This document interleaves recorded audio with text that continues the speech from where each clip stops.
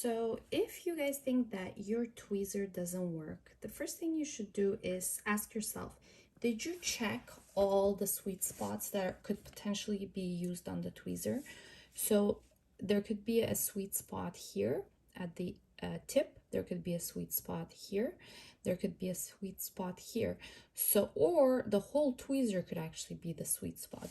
So whichever tweezer you're using, before you tell yourself that the tweezer is non-functional and you cannot pick up your fans with them, ask yourself if you have actually checked the tweezer thoroughly, because we often get questions like this, and then the artist only checked the tweezer right here in the middle, and then they decide, oh, turns out that it doesn't pick up. But actually it picks up really, really well if you use this part of the tweezer, let's say. And so it's really important that you guys check the tweezer thoroughly for the sweet spot.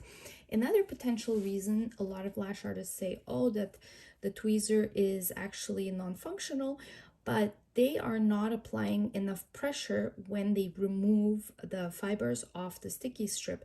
So they're only putting a little bit of pressure, very, very lightly, and as they remove the tweezer, the fan falls apart like this, and the fibers fall through. Well, this is happening because you really need to ensure that your grip is really strong. So your grip has to be, you really have to make sure that you grip the fibers really tightly and remove them off the strip in the same